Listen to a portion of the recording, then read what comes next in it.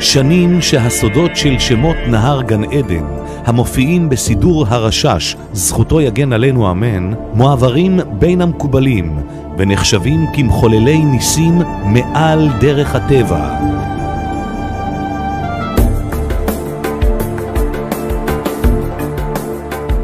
מורנו ורבנו, המקובל רבי בניהו שמואלי שליטה, ראש ישיבת המקובלים נהר שלום, הכין את השמות הקדושים וכתבם בקדושה וטהרה על הקלף.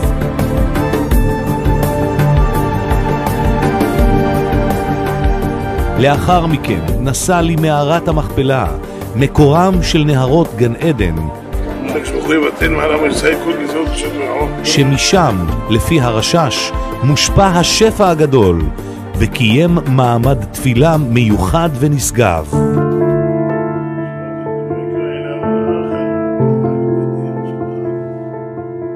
לאחר מכן רבי בניהו שמואלי שליטה נסע ליקב בחברון,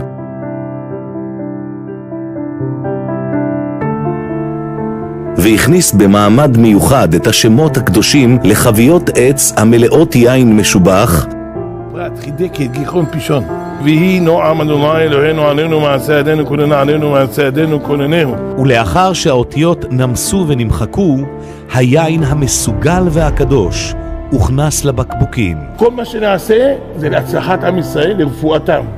כל מי שישתה מהיין הזה פה שעושים ביקב של חברון, שהקדוש ברוך הוא ירפא אותו, ייתן לו רפואה וישועה וחיים טובים ונחת ושמחה בכל תוסלה.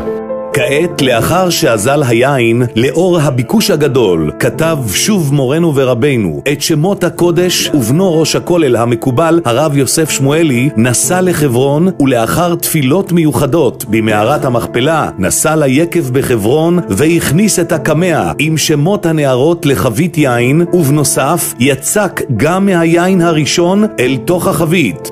וזה לשון מרן הרשש, זכותו יגן עלינו אמן.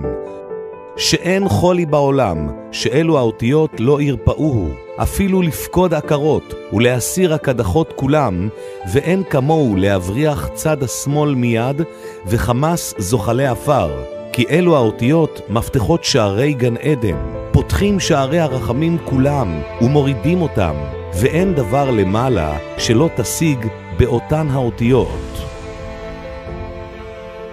ואלו האותיות עצמן חקוקים בשערי נהרות גן עדן, יוצאים מן התהום מתחת מערת המכפלה, ושם נקשר עץ החיים בתוך הגן, בתוך המים הללו.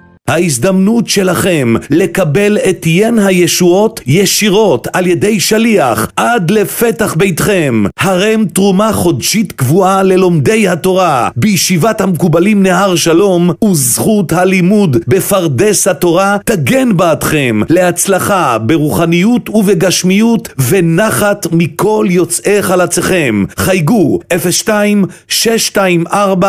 02-624-9000